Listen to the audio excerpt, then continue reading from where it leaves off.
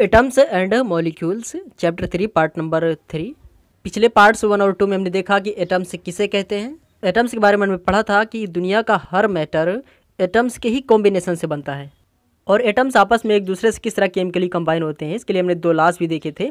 पहला लॉ था law of conservation of mass और दूसरा लॉ था law of constant proportions. Conservation of mass का मतलब होता है कि मास जो है कंजर्व रहता है, मतलब कि किसी भी केमिकल रिएक्शन में एटम्स का मास चेंज नहीं होता। और कांस्टेंट प्रोपोर्शंस का मतलब होता है कि किसी भी कंपाउंड्स या मॉलिक्यूल्स में एटम्स का रेशियो डेफिनेट रहता है, वो चेंज नहीं हो सकता। और पार्ट 1 में हमने डाल्टन्स एटॉमिक थ्योरी भी देखी थी और पिछले पार्ट में हमने ये भी देखा था कि एटम्स का साइज किस तरह से निकाला गया, इनका सिंबल किस तरह से बनाया गया और इनका नेम किस तरह से रखा गया।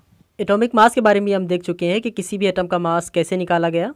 एटॉमिक मास के बारे में हमने देखा था कि कार्बन का एटॉमिक मास 13 यूनिट्स मान लिया गया था और फिर उसी से रिलेट करके हर एटम्स का मास निकाला जा सकता है। और फिर एटम्स के बारे में इतनी सारी जानकारी निकालने के बाद, मतलब उनका साइज, सिंबल, मास निकालने के बाद अब हम जानना चाहेंगे कि एटम्स एग्जिस्ट किस तरह से करते हैं। मतलब एटम्स तो इंडिविजुअली एग्जिस्ट करते नहीं हैं, एटम्स हमेशा कंबाइंड फॉर्म में ही रहते हैं या फिर आयंस के फॉर्म में रहते हैं।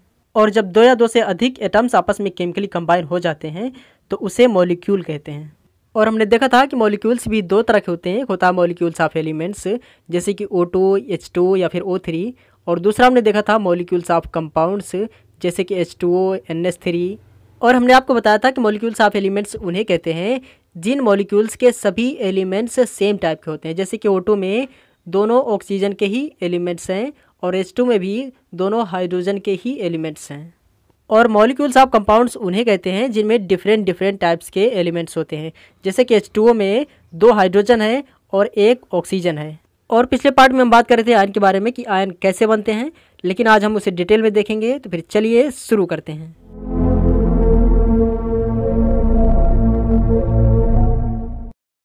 अब हम जानेंगे आयन के बारे में। What is an ion. सभी मॉलिक्यूल्स एटम से ही मिलकर के बने हुए होते हैं। पीछे हमने देखा था कि जब एटम्स आपस में केमिकली कंबाइन करते हैं तब मॉलिक्यूल्स बनते हैं। लेकिन यहाँ पर एक बात ध्यान देने की, एटम्स डायरेक्टली एक दूसरे से केमिकली कंबाइन नहीं होते, बल्कि सबसे पहले एटम्स जो होते हैं वो आयंस में कन्वर्ट होते हैं, फिर आयंस केमिकली कंबाइन हो करके मॉलिक्यूल्स बना लेते हैं। अब हम बात करेंगे कि एटम्स आखिर आयंस में कैसे कन्वर्ट होते हैं। तो हम आपको बता दें कि सभी एटम्स जो होते हैं वो 3 तरह के सब एटॉमिक पार्टिकल से मिलकर के बने होते हैं। इलेक्ट्रॉन्स, प्रोटॉन्स और न्यूट्रॉन्स। इलेक्ट्रॉन्स जो होते हैं वो निगेटिवली चार्ज्ड पार्टिकल्स होते हैं, प्रोटॉन्स पॉजिटिवली चार्ज्ड पार्टिकल्स होते हैं और न्यूट्रॉन्स न्यूट्रल होते हैं, इनमें कोई भी चार्ज नहीं होता। और सभी एटम्स में जितने प्रोटॉन्स होते हैं उतने ही इलेक्ट्रॉन्स भी होते हैं, मतलब कि प्लस और माइनस दोनों बराबर होते हैं। जैसे कि हाइड्रोजन के एक एटम में 1 इलेक्ट्रॉन होता है तो 1 प्रोटॉन भी होता है। इसी तरह हीलियम के एक एटम में 2 इलेक्ट्रॉन्स होते हैं तो 2 प्रोटॉन्स भी होते हैं। लेकिन अगर हीलियम के किसी एटम से 1 इलेक्ट्रॉन बाहर निकल जाए तो हीलियम के उस एटम में प्रोटॉन्स के नंबर्स ज़्यादा हो जाएंगे और इलेक्ट्रॉन्स के नंबर्स कम हो जाएंगे। मतलब कि पॉजिटिवली चार्ज्ड पार्टिकल्स ज़्यादा हो जाएंगे और निगेटिवली चार्ज्ड पार्टिकल्स कम हो जाएंगे। और फिर हम इसे अब हीलियम एटम ना कहकर हीलियम आयन कहेंगे। तो इस तरह से जितने भी एटम्स हैं अगर उनमें इलेक्ट्रॉन्स के नंबर्स प्रोटॉन्स से कम हैं या फिर ज़्यादा हैं तो फिर उसे एटम नहीं कहेंगे बल्कि उसे आयन कहेंगे। तो इस तरह से अगर किसी एटम्स में इलेक्ट्रॉन्स के नंबर्स कम हैं तो उसे कैटायन कहेंगे, और अगर किसी एटम्स में इलेक्ट्रॉन्स के नंबर्स ज़्यादा हैं तो उसे एन आयन कहेंगे। जैसे कि यहाँ पर हीलियम आयन में इलेक्ट्रॉन्स के नंबर्स कम हो गए हैं और प्रोटॉन्स के नंबर्स ज़्यादा हो गए हैं, मतलब पॉजिटिव चार्ज ज़्यादा हो गया है, निगेटिव चार्ज कम हो गया है, तो इसे कैटायन कहेंगे ना कि एनायन। और जब कोई मॉलिक्यूल बनता है तो कैटायन और एनायन से ही मिलकर के बनता है, मतलब कि जब कैटायंस और एनायंस आपस में केमिकली कंबाइन होते हैं तो मॉलिक्यूल्स बना लेते हैं। एग्जाम्पल के लिए जैसे कि NaCl जो कि मॉलिक्यूल है, ये 2 तरह के आयन से मिलकर के बना हुआ है। इसमें है एक आयन Na+ जो कि कैटायन है और एक है दूसरा Cl- जो कि एनायन है। कैटायंस जो होते हैं इनमें प्लस का सिंबल लगा होता है जैसे कि Na+, और एनायंस जो होते हैं इनमें माइनस का सिंबल लगा होता है जैसे कि Cl-। और जब ये दोनों आयन्स मतलब Na+ और Cl- आपस में केमिकली कंबाइन होते हैं तब बनता है मॉलिक्यूल NaCl। यहाँ पर एक टेबल दी गई जिसमें कुछ आयनिक कंपाउंड्स के नाम दिए गए हैं, आप देख सकते हैं। सबसे पहला आयनिक कंपाउंड दिया गया है कैल्शियम ऑक्साइड, और ये 2 तरह के आयन से मिलकर के बना हुआ है। पहला आयन है कैल्शियम आयन और दूसरा आयन है ऑक्सीजन आयन। और जब कैल्शियम आयन और ऑक्सीजन आयन आपस में केमिकली कंबाइन होते हैं तब बनता है कैल्शियम ऑक्साइड, जो कि एक कंपाउंड है या फिर इसे आप मॉलिक्यूल भी कह सकते हैं, क्योंकि सभी कंपाउंड्स जो होते हैं वो मॉलिक्यूल्स भी होते हैं।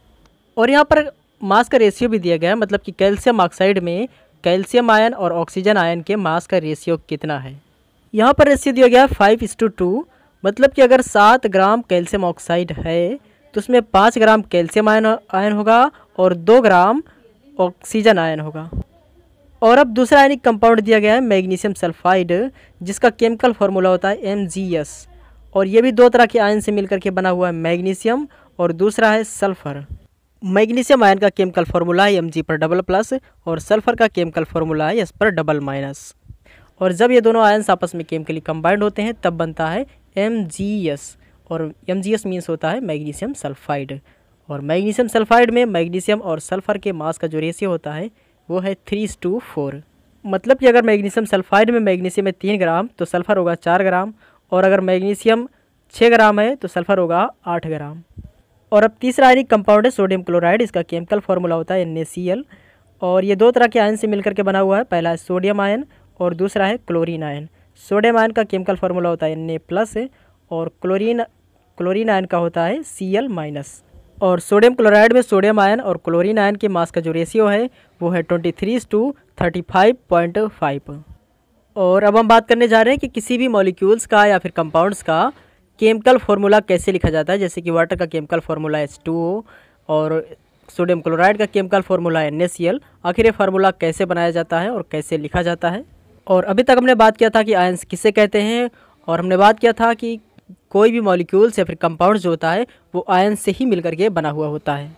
लेकिन अब हम बात करने जा रहे हैं कि किसी भी मॉलिक्यूल्स या फिर कंपाउंड्स का केमिकल फार्मूला कैसे लिखा जाता है। जैसे कि सोडियम क्लोराइड का केमिकल फार्मूला है NaCl, और वाटर का केमिकल फार्मूला होता है H2O, मतलब कि इसमें 2 हाइड्रोजन है और 1 ऑक्सीजन है। मतलब कि किसी भी कंपाउंड से फिर मॉलिक्यूल्स का सिर्फ केमिकल फार्मूला देख करके आप पहचान सकते हैं कि उसमें कितने आयन्स हैं टोटल। मतलब कि किसी कंपाउंड का केमिकल फार्मूला एक सिंबॉलिक रिप्रेजेंटेशन है, मतलब कि उस कंपाउंड के केमिकल फार्मूले को देख करके आप पहचान सकते हैं कि उस कंपाउंड में कौन कौन से आयन हैं और कितने हैं। किसी भी कंपाउंड का केमिकल फार्मूला बनाने के लिए मेनली 2 चीज़ों की ज़रूरत पड़ती है। पहला ये कि हमें ये मालूम होना चाहिए कि किसी भी एलिमेंट का सिंबल क्या होता है। जैसे कि सोडियम का सिंबल Na और क्लोरीन का सिंबल Cl, हाइड्रोजन का सिंबल H, इस तरह के हमें सिंबल्स मालूम होने चाहिए। इसी तरह टोटल 118 एलिमेंट्स है पीरियोडिक टेबल में, और इनके अलग अलग सिंबल्स हैं, और ये सिंबल्स हमें याद नहीं करने पड़ते बल्कि यूज़ करते करते हमें याद हो जाते हैं। और किसी भी कंपाउंड का केमिकल फार्मूला बनाने के लिए दूसरी चीज़ हमें ये मालूम होना चाहिए कि किसी एलिमेंट की कंबाइनिंग कैपेसिटी कितनी है। मतलब कि जब वो एलिमेंट आयन में कन्वर्ट हो जाएगा तो उस आयन पर पॉजिटिव चार्ज आएगा या फिर निगेटिव चार्ज आएगा, और कितना पॉजिटिव आएगा या फिर कितना निगेटिव चार्ज आएगा। जैसे कि सोडियम एटम जब सोडियम आयन में कन्वर्ट होता है तो Na से Na+ में बदल जाता है, मतलब कि Na+ पर 1 पॉजिटिव चार्ज है, और Na पर 1+ चार्ज का मतलब होता है कि इसकी कंबाइनिंग कैपेसिटी है 1। इसीलिए Na+ हमेशा उसी आयन के साथ कंबाइन होता है जिस पर 1- चार्ज होता है। जैसे कि Cl- आयन पर 1- चार्ज है तो Na+ Cl- के साथ कंबाइन होकर के NaCl बना लेगा। इसी तरह जब ऑक्सीजन का एक एटम आयन में कन्वर्ट होता है तो उस पर डबल- चार्ज आ जाता है। इसीलिए ऑक्सीजन आयन का केमिकल फार्मूला होता है O पर डबल-, मतलब कि O-। और डबल- चार्ज होने की ही वजह से ऑक्सीजन का एक आयन हाइड्रोजन के 2 आयन्स के साथ कंबाइन होकर के H2O बना लेता है, और हाइड्रोजन के एक आयन पर +1 चार्ज होता है सिर्फ, इसीलिए उसका केमिकल फार्मूला होता है H+। जबकि ऑक्सीजन के एक आयन पर डबल- चार्ज होता है।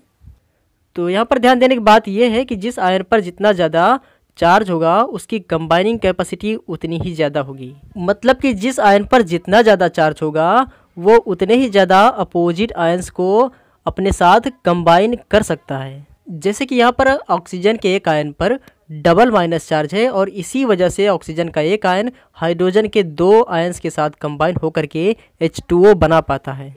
इसी तरह Na पर भी सिर्फ +1 चार्ज होता है, इसी वजह से वो क्लोरीन के सिर्फ एक ही आयन के साथ कंबाइन होकर के NaCl बना लेता है। और कंबाइनिंग कैपेसिटी को केमिस्ट्री की लैंग्वेज में वैलेंसी कहते हैं, मतलब कि जितनी ज़्यादा कंबाइनिंग कैपेसिटी होगी उसकी वैलेंसी उतनी ही ज़्यादा होगी। तो इस बात को एक बार हम फिर से रिपीट कर देते हैं कि जिस आयन पर जितना ज़्यादा चार्ज उसकी कंबाइनिंग कैपेसिटी उतनी ही ज़्यादा, और जितनी ज़्यादा कंबाइनिंग कैपेसिटी उतना ही ज़्यादा उसकी वैलेंसी। तो आगे अभी इसी चैप्टर में हम बार बार वैलेंसी वर्ड का इस्तेमाल करेंगे, ना कि कंबाइनिंग कैपेसिटी का। जैसे कि H+ आयन की वैलेंसी है 1 और O- की वैलेंसी है 2, तो जितना ज़्यादा चार्ज उतनी ज़्यादा वैलेंसी। इस बात को और बेहतर तरीके से समझने के लिए चलिए एक एग्जांपल भी हम देख लेते हैं।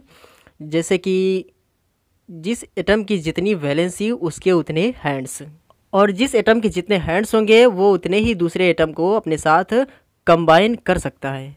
एग्जाम्पल के लिए जैसे कि ह्यूमन के पास, मतलब इंसान के पास 2 हैंड्स होते हैं, जबकि ऑक्टोपस के पास 8 हैंड्स होते हैं। और ऑक्टोपस अगर अपने 8 हैंड से, मतलब 8 हाथ से इंसान के दोनों हाथ को पकड़ना चाहे तो टोटल कितने इंसान को पकड़ सकता है।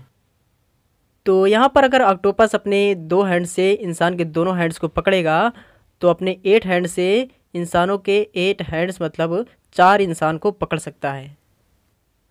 तो आपने देखा कि यहाँ पर ऑक्टोपस 1 है और इंसान 4, मतलब एक ऑक्टोपस 4 इंसान को अपने साथ कंबाइन कर सकता है। तो अगर हम ऑक्टोपस को O से लिखें और इंसान मतलब ह्यूमंस को हम H से लिखें तो इसका केमिकल फार्मूला बनेगा OH4, मतलब कि H 4 बार है और O 1 बार है, क्योंकि ऑक्टोपस 1 बार है और ह्यूमंस 4 बार है। तो इसी तरह से कुछ आयंस के साथ भी है कि आयंस के पास जितनी वैलेंसी होती है वो दूसरे आयंस के साथ कंबाइन हो करके मॉलिक्यूल बना पाते हैं। जैसे कि ऑक्सीजन आयन है, इस पर भी डबल वैलेंसी होती है, मतलब इस पर भी डबल चार्ज होता है और इसका केमिकल फार्मूला होता है O पर डबल माइनस, मतलब इसके पास 2 हैंड से मान लीजिए आप, और इसी वजह से ये 2 हाइड्रोजन एटम, मतलब 2 हाइड्रोजन आयन को अपने साथ कंबाइन करके H2O बना पाता है। क्योंकि हाइड्रोजन एटम के आयन जो होते हैं इन पर सिर्फ एक ही चार्ज होता है, मतलब सिर्फ +1 चार्ज होता है, इसी वजह से इनकी बैलेंसी भी 1 है और इसी वजह से इसका केमिकल फार्मूला भी होता है H+। यहाँ पर एक टेबल दी गई है जिसमें कुछ आयंस के सिंबल्स दिए गए हैं और सिंबल्स को हम देख करके पहचान सकते हैं कि किस आयन की कितनी वैलेंसी है। आपको इन आयंस के सिंबल्स और इनकी वैलेंसीज को याद करने की ज़रूरत नहीं है, बल्कि आगे आपको धीरे धीरे प्रैक्टिस में याद हो जाएगा और आपको आगे बताया भी जाएगा कि किसी भी आयन की वैलेंसी को कैसे निकाला जाता है। तो यहाँ पर सबसे पहला आयन दिया गया है सोडियम और इसका सिंबल दिया गया है Na+। तो Na+ पर आप देख सकते हैं सिर्फ +1 चार्ज है, इसका मतलब इसकी वैलेंसी भी 1 है।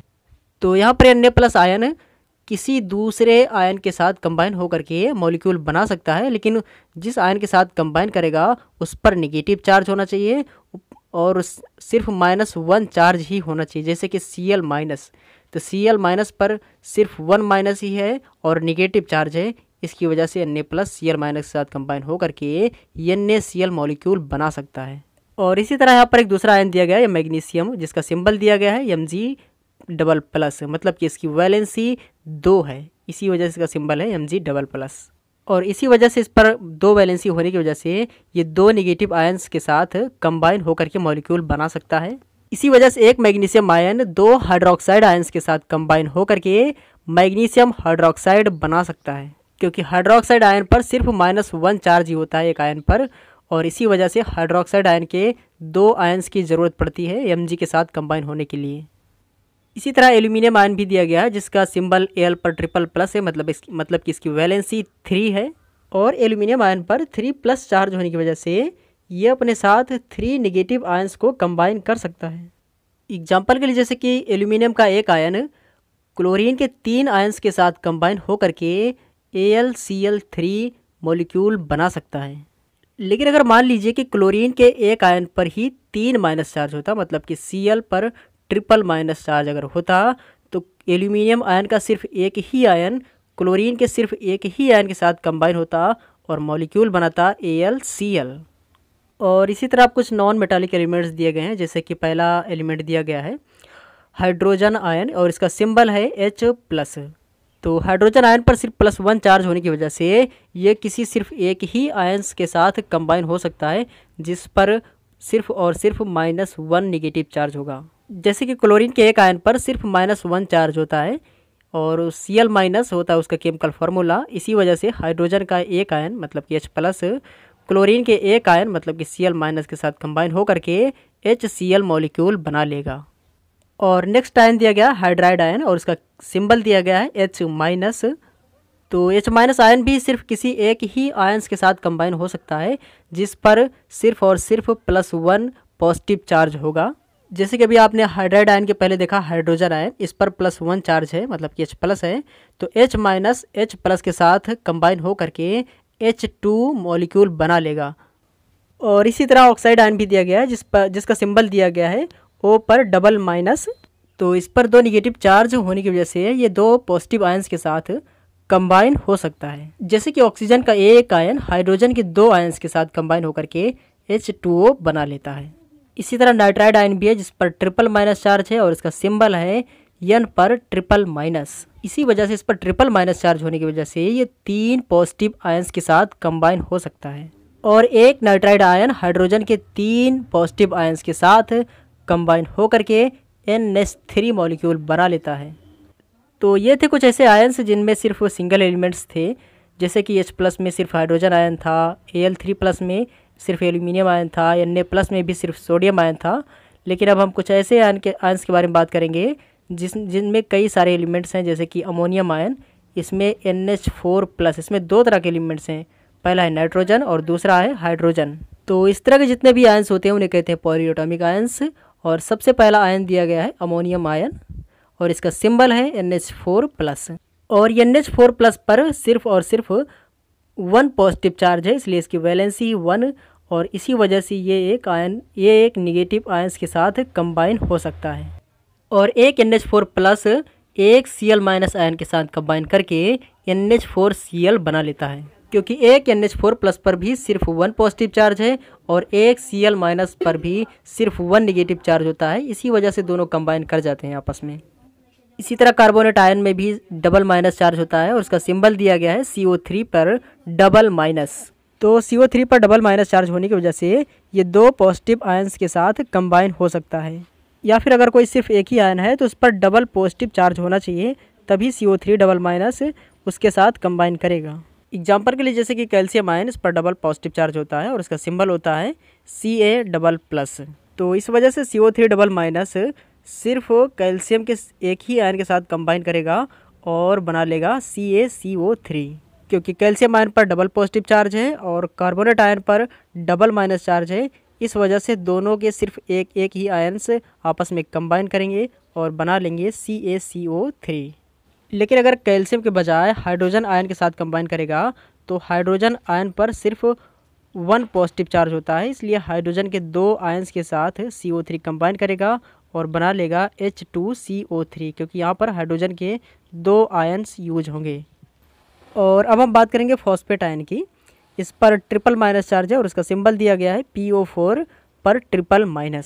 तो PO4 पर ट्रिपल- किसी ऐसे आयन के साथ कंबाइन होगा जिस पर ट्रिपल पॉजिटिव चार्ज होना चाहिए, और अगर ट्रिपल पॉजिटिव चार्ज नहीं है, अगर सिर्फ सिंगल पॉजिटिव चार्ज है, तो 3 आयन्स चाहिए इसको कंबाइन होने के लिए। एग्जाम्पल के लिए जैसे कि PO4 अगर हाइड्रोजन आयन के साथ कंबाइन करेगा तो ये हाइड्रोजन के 3 आयन्स के साथ कंबाइन करेगा और बनाएगा H3PO4, क्योंकि हाइड्रोजन के एक आयन पर सिर्फ एक ही पॉजिटिव चार्ज होता है, जबकि फॉस्फेट के एक आयन पर 3 निगेटिव चार्ज है। इस वजह से PO4 हाइड्रोजन के 3 आयन्स के साथ कंबाइन करेगा और फिर बनाएगा H3PO4, मतलब कि PO4 एक बार रहेगा और हाइड्रोजन 3 बार, क्योंकि फॉस्फेट के एक आयन को 3 पॉजिटिव चार्ज चाहिए। इस वजह से फॉस्फेट का एक आयन हाइड्रोजन के 3 आयन्स के साथ कंबाइन करेगा, क्योंकि हाइड्रोजन के एक आयन पर सिर्फ एक ही पॉजिटिव चार्ज होगा और 3 आयन पर 3 पॉजिटिव चार्ज होगा।